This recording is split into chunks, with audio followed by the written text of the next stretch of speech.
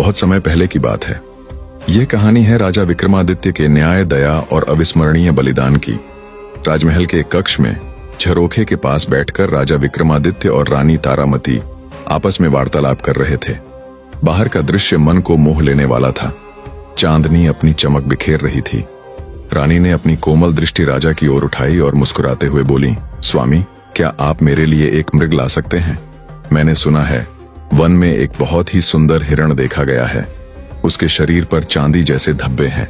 मैं चाहती हूँ उसे एक बार देखूं। रानी की यह सरल सी लगने वाली इच्छा राजा के रगों में बहते शौर्य को जगा गई। वर्षों से सोया हुआ शिकारी स्वभाव जैसे एक क्षण में जाग उठा। उन्होंने मुस्कुराते हुए रानी को आश्वस्त किया और कहा, कल भोर होते ही मैं वन को प्रस्थान करूंगा और तुम्हारी इच्छा अवश्य पूर्ण करूंगा। अगली सुबह राजा विक्रमादित्य ने अपने शिकार के वस्त्र धारण किए, तलवार कमर से बांधी और अपने प्रिय घोड़े पर सवार होकर वन की ओर निकल पड़े। भाग्य देखिए, जैसे ही उन्होंने वन में प्रवेश किया, वही सुंदर मृग उनके सामने आ गया।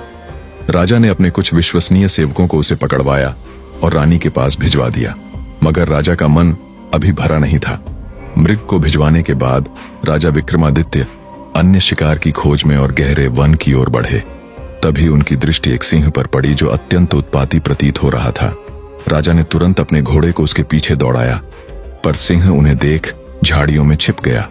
राजा विक्रमादित्य घोड़े से उतरकर तलवार हाथ में लिए झाड़ियों की ओर बढ़े। जैसे ही वे कुछ कदम आगे बढ़े, शेर ने पीछे से छलांग लगाई, लेकिन राजा चौकन्ने थे। वे तुरंत पलटे और अपनी तलवार से ऐसा वार किया कि शेर घायल होकर भाग निकला। राजा ने फिर से घोड़े पर चढ़कर उसका पीछा शुरू कर दिया, लेकिन सिंह बार बार बचकर निकल जाता।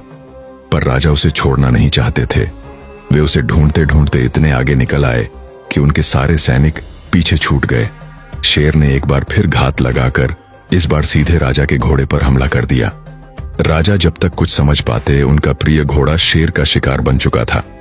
अब राजा विक्रम के क्रोध की सीमा न रही। वह उस सिंह को पागलों की तरह तलाश करने लगे, पर भूख प्यास ने उनकी हालत और खराब कर रखी थी। थक कर जब वे नदी के किनारे पहुंचे तो वहीं बैठकर पानी पिया और कुछ देर आराम करने लगे। अभी उन्हें कुछ ही समय हुआ था अपनी आंखें बंद किए हुए कि अचानक नदी की ओर से तेज शोर सुनाई देने लगा, जैसे कोई झगड़ रहा हो। वहां जाकर देखा तो नदी में एक शव बह रहा था, जिसे दोनों ओर से एक योगी और एक दानव खींच रहे थे। जैसे ही राजा पास पहुंचे, उन्होंने सुना योगी कह रहा था, अरे मूर्ख दानव, ये शव मेरे काम का है। मैं इससे तंत्र साधना करूंगा। बने रहे।